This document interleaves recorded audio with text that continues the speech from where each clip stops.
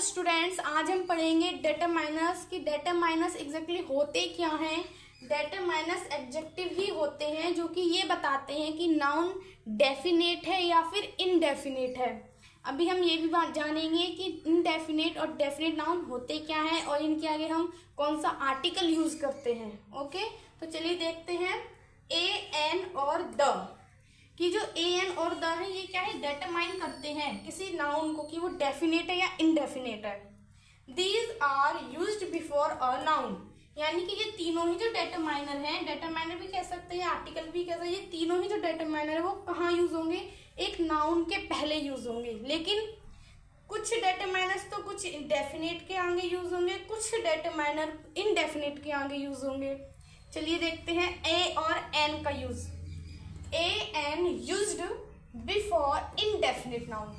Okay, got it कि जो ए और एन है उन्हें हमें कहाँ यूज करते हैं, इनडेफिनेट नाउन। अब इनडेफिनेट नाउन क्या होता है, इनडेफिनाउट वैसे नाउन होते हैं जो स्पेशल नहीं होते, like a boy, a girl, a lion, anything, जो भी नाउन जो स्पेशल नहीं है। क्योंकि देखो लायन भी बहुत होते हैं, कोई विशेष नहीं है कि हाँ एक ही है।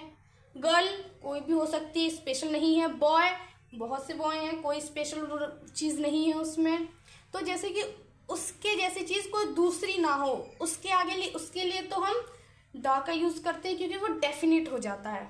ओके, लेकिन जो इनडेफिनेट होते हैं यानी कि हमें उसके बारे में श्योर नहीं है कि ये एग्जैक्टली वन ही है और या और हैं, तो उनके लिए हमें क्या यूज करना है, ए और एन का यूज करना है। ओके, तो ये क्लियर हो गया होगा कि इनडेफिनेट नाउन के आगे हमें ए और एन का यूज करना है। एग्जाम्पल से समझते हैं। I have a purse. अब देखो यहाँ पे मैंने अ का यूज किया, यानी आर्टिकल अ का यूज किया है। क्यों किया है, क्योंकि जो पर्स है वो कोई डेफिनेट पर्स नहीं है, कोई स्पेशल ब्रांड, कोई स्पेशल क्वालिटी का नहीं है, कोई स्पेशल ही नहीं है कि मतलब उसके जैसा कोई होगा ही नहीं। कोई भी पर्स हो सकता है, बहुत से पर्स होते हैं, अच्छी अच्छी क्वालिटी के होते हैं, अच्छी अच्छी ब्रांड के होते हैं। तो इसलिए यहाँ पे मैंने ए का यूज किया है क्योंकि पर्स का कोई स्पेसिफिक नहीं है, इसलिए ए का यूज करेंगे। नेक्स्ट, ही सैंग अ सॉन्ग, उसने गाना गाया।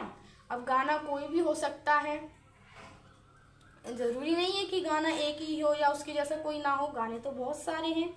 ठीक है, हाँ अगर यहाँ पे ये लिखा होता ही सैंग द नेशनल एंथम, तो हम यहाँ पे द का यूज करते हैं क्योंकि नेशनल एंथम दूसरा नहीं है, एक ही है, पूरे राष्ट्र में एक ही नेशनल एंथम गाया जाता है।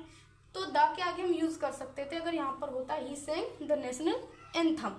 लेकिन यहाँ पे लिखा हुआ है ही सैंग अ सॉन्ग, उसने गाना गाया। हम ये श्योर नहीं है कि ये कौन सा गाना है, इसलिए यहाँ पर हमने ए का यूज किया है। ओके, कोई स्पेसिफिक चीज नहीं है उसमें।